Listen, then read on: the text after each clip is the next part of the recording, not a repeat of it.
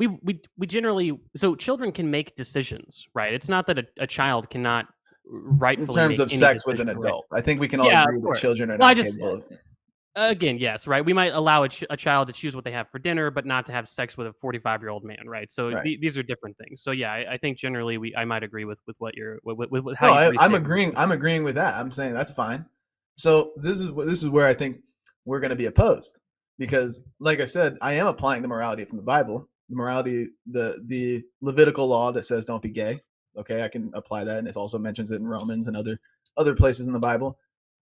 There's also a very specific law in Leviticus and Deuteronomy that says not to do incest, not to have sex with your family members. So I can apply that as well and say, hey, I'm anti-incest. That's great. I think we can agree with that, just rhetorically speaking. But in your worldview of your subjective morality, where you've only got consent and power dynamics, let's say you've got a situation of, I don't know, a twin brother and sister that are equally the same age, or make it two twin brothers so they're equal to the same strength. There's no power dynamic there. How do you object to that? Yeah. So one thing that I did mention again, I've tried to make it clear over and over again that these are not the only metrics by which we would determine a sexual act to be wrong or right. I also mentioned when talking about pedophilia the idea that the encouragement of such an action would probably lead to externalities which would be broadly negative for society. So I think incest can be viewed in a similar moral light. The fact that if we encouraged incest in select aspects of society, it would probably trickle out to broader aspects of society that could be sort of irreconcilable, that we wouldn't be able to understand to be good or to be righteous, right? At least under any sort of a subjective or objective moral framework. And incest is the same, and I would distinguish between that and sort of being gay and being gay relationships. We don't seem to have the same problems with those two types of relationships. I don't think that was a an adequate answer to the question I asked you. It Well, is though. so I directly answered the question. would you so you mentioned pedophilia, and I'm agreeing. So I'm implying with this question of two twin brothers. Let's say they're adults. Let's say they're two twin brothers that are adults, and they want to have sex with each other. They're both consenting. It's weird, but it could happen. It's very possible that, and maybe this has happened. I'm quite sure it's happened in the past at some point. Would you object to that on a moral basis, and how would you do it based on what you prescribed? Yeah, so I'll repeat myself, but I'll try to explain perhaps better than I did originally, right? Which is that again, allowing incest in select sort of aspects of society would probably lead to externalities that would spill over, right? Like So, for what? instance, right? Well, I can give some examples, right? So, for instance, right? I think that generally we might agree that it's good to stigmatize incest, right? And it's probably good to be somewhat absolutist in that stigmatization, right? That Well, let me whether stop it's you right there. What if you're talking to somebody who says, I don't want to do that? I'm saying, how do you actually argue this? Like, what if I'm talking to someone that assuming you're says they talking to, assuming, like, yeah, just for the sake of argument, assuming you're talking to somebody who just disagrees with you and they say, like, yeah, I like incest. It's cool. How do you argue to them that this scenario would be bad?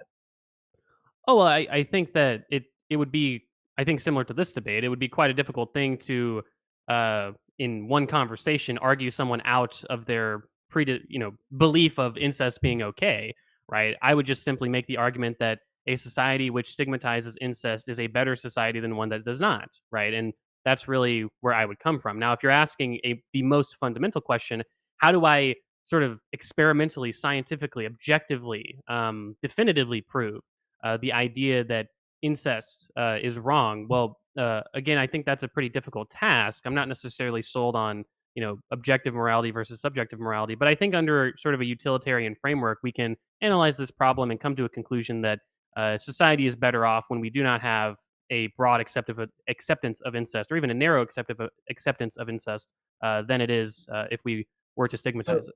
so in utilitarian societies, um, but just run me through. So you're a utilitarian. I would call myself a rural utilitarian, Oh man, I'm broadly. so sick Now, of to these be fair, people. I But know okay. utilitarians, but I would just say, to put a caveat on that, that again, I'm not a philosopher. I can only engage with the research I've done to this debate. Rural utilitarianism seems to make the most sense to me. Okay. Um, but it just appears as though I'm like, when I ask you, like, what when okay, so let's walk it through slowly. And if I ask you, in your worldview, what is it about rape that is wrong? You say, oh, it violates my principle of consent being required for sex. Okay, well, then that makes complete sense. Even if it's completely arbitrary and subjective, if you're like, my principle is that rape or is that consent is required for sex to be moral, and if consent is not present, then sex is immoral. Okay, I wouldn't even object to that. I would just say, okay, and you're completely consistent by opposing rape, and also if you're going to say like children aren't capable of making informed decisions and having informed consent in regard to sex with adults, then pedophilia would also be in violation of that power dynamic. And I'm just looking for what very specific principle would be violated in your worldview with incest, with consensual adult incest. That's what I'm looking Well, for. again, I think that in both of those scenarios, right? So One, rape one is last thing. wrong One because last thing. I'm sorry. One last thing. You got to let them respond, though. Okay. Well, like I don't want to get the same response I got, so I just want to make sure. Like when you, Yeah, you can clarify it, but give them enough time to I respond. will. I will. So when I'm asking this, if you're gonna apply a specific principle when it comes to rape or pedophilia, then you don't get to just apply a broad utilitarian framework when it comes to something else, because now you're just hooking and jiving, and I've got nothing I can square in you know, on. I Yeah, can I but can respond directly, right? Is that we could establish principles, right? The idea that consent is a good thing. We ought to have consent to have sex with someone, right? And the spectrum thereof, right? And that we could also say that the power dynamic between a child and an adult is bad, right? These are principles. Now, also, I'm establishing a principle that we ought to look at the broad societal implications of certain stigmatizations or lack thereof, right? And that when we look at the type of society that we would have in a world without the value of consent, this would be a society that would be horrific. That would be bad. It wouldn't, pass the muster of a utilitarian calculus. The idea that we're doing the most good for the most number of people generally, and then it wouldn't also pass the same muster in a world where children were able to consent, legally to having sex with adults. And similarly to incest, there are externalities and long term implications that I think that we can see in certain societies today that don't stigmatize incest, and that I think would get much worse if we had a broader destigmatization of incest. That is the principle that I'm applying here under a sort of rural utilitarian framework. dude, honestly, like I guarantee if you ask somebody to repeat that back to them, they wouldn't be able to. Like I don't like it's hard. This is why. I This is why. agree. It's This is why. fairly This is why. complicated. This is Yeah, a complicated issue. it's complicated to the point where it's just it appears to just be like sophistry, just like gobbledygook, just like Simplicity does not. hang on. I'm asking you to tell me what is it precisely that violates your moral principles when it comes to consensual incest. Like how do you let's say you're talking to these two consenting incestual brothers that want to have sex with each other. How do you tell them you're not allowed to do that? That's morally wrong. How do you tell them that? Like what Right. So, grounds do you well, speak on? you've said that you don't want me to repeat myself, and so I won't Well, okay. repeat Well, myself. you're gonna have two people that would disagree with you, right? So how would you tell them that they are wrong? I would be it would be easy for me. That's So all. again, I recognize that your sort of point of view is certainly simpler, right? But I don't think that that makes it better. And I think that that could be a more fundamental disagreement after I'm done with this response, certainly. But again, I think that in that scenario, we would simply have to make the case that my moral view, sort of a social contract, sort of a utilitarian framework, generally makes a lot more sense than a world under their point of view where, for some reason or another, however they ground their own justification of incest, makes more sense, right? And so, again, what I would challenge you to do is to justify, and I think we can pivot from here because we are definitely heading into going in circles, is that justify the idea that the rules of Leviticus are part of the rules of the Bible that we ought follow. After all, you mentioned the fact that, I'm not perfect. I don't follow all the rules of the Bible. I talk about eating pork. I talk about the idea of eating things from the sea that don't have both scales and fins, but these are rules that generally Christians break. How do you justify on a regular basis breaking those rules, but not breaking the rule of No, I don't. homosexuality? I It don't. seems quite arbitrary. No, I don't. I don't justify those. If it says it's wrong, then it's wrong. I'm not gonna. Like I said, I'm not a perfect person, just like anybody. I'm gonna make mistakes, just like anybody. But in terms of arguing rhetorically the morality of any situation, I'm not going to justify it if it violates, like if something violates the standard of morality that I'm applying, then it violates it. Okay, I'm not going to justify one over the other and say one is slightly worse or slightly more less bad or whatever. They're all Well, bad. They're all equally bad can in the I eyes of can I God. ask a So question that would yeah, yeah, go ahead. Go perhaps ahead. illustrate your okay? Do you think eating or touching pork is as bad with a biblical justification, sort of, under a biblical justification, is eating or touching pork as bad as having sex with a man when you are a man? In the eyes of God, I would imagine yes. Okay. So can I? Hang on, I hang have on. a follow up. Yeah, go ahead, go ahead. So my follow up is that if you feel, and to be fair, I don't know if you eat pork, but just engage with the question. Maybe that would be an interesting question for you to answer. Is that if you view eating or touching pork, or eating things from the sea that don't have fish and scales, having clothes with a mixed cotton blend, if you view these things as equally bad, it seems quite hypocritical and it seems wrong and unjustifiable, as you may have conceded, to have a debate about one versus the other. Why are we focusing on being gay when there's Oh, I can tell. I can much answer that one. I can answer that one. there's Yeah. many more Oh, people hang that on. eat pork. No, hold I on. covered. There's many more people that Yeah. eat pork than are gay.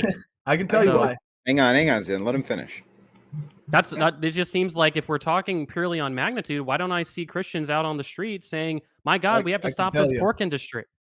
Gone. Okay, look, it's because the LGBT lifestyle is not. It's not just people having sex behind closed doors. That's not what that is. That's not what LGBT is whatsoever.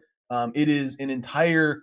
Um, it's a lifestyle. Like I said, it is people have made it their entire personas to engage in this act and spread this ideology to everybody, and it's in active defiance and willful defiance of God, and they make it a prideful thing. It's literally called pride, and pride in it of itself is a sin, and they're being prideful in defiance of God. It's one thing to just be unknowing, and I think a lot of people are. I think a lot of people are truly unaware. Well, not true. That's a different discussion. But a lot of people are just they're ignorant to the fact that being gay is wrong. Being gay is immoral. But then there's this breed of the LGBT agenda that is actively pushing this pridefulness in, and that's why it's become a political issue, because it's being injected in our schools, in our movies, in our TV, in our media, and everything. It's being injected in our livelihoods. You go to Target, you're going to see a rainbow onesie for your fucking 2-year-old. Like, so it's being pushed on everybody, including children, and it's this is why it's particularly important to debate this topic. If you want me to go debate somebody on why eating pork is bad, I don't know anybody that would actually be Well, interested in that. sure, But I think yeah. this is just a bigger topic to answer your question. Sure. It Okay. is. Well, I think that analysis is, I think it goes against the grain of most biblical scholars' sort of analysis, right? So, in general, the Bible doesn't say that the quote unquote the lifestyle or the sort of societal implications or even wanting to be gay is bad. The Bible says the act of sex with a man when you are a man is bad. The act itself is the sin that is surely worthy of being put to death, right? Now, I disagree with your analysis fundamentally that, in fact, we are talking about simply having sex and the people I who are think you're having missing my sex with point. same sex. No, I don't think I am. I mean, it seems like maybe I should restate your point, and perhaps if I'm wrong, you can offer a Yeah, go clarification, ahead. right? So, it seems that your point is that the reason why I, as a Christian, might eat pork, or as I, as a Christian, might eat catfish, and that's not necessarily, well, it is hypocritical and it is wrong. But the reason I focus on the LGBT issue is because, in fact, we are not just talking about having sex with men as a man. We're talking about the broader implications of that sort of ideology and that sort of act. And the problem is that the Bible doesn't actually make such broader implications. In fact, many Christians would Yes, say in fact, many Christians would say wanting to be gay is not a sin. However, acting on those that would be sinful sort of urges is a sin. wrong, because the path to any sort of gay lifestyle or gay thoughts is only paved with lustful intentions, which is a sin. It says in Matthew that if you look at a woman and lust after her, then you have committed adultery in your heart, which is a sin. That same principle can be applied to lusting after a man. So it's not just about the act; it is about the intent and the thought and the feeling behind it. But I do still think you're missing my point, because I'm not saying it's worse because it's a lifestyle. I'm saying it's worse because the lifestyle. Or I'm not even saying it's worse at all. I'm saying it's a more politically charged topic, because those that are engaging in it are making it a lifestyle and injecting it into every part of our society. Where you can't even turn on SpongeBob without fucking LGBT ideology somewhere, without SpongeBob being gay. And it's that's why I'm saying that's your question is, why do you debate LGBT rather than eating pork? Well, because eating pork isn't exactly an epidemic across our society, and it can be easily explained away. But people who eat, or people who engage in LGBT uh, acts, typically make it their entire persona, their entire livelihood. So that is why we're discussing this rather than eating pork.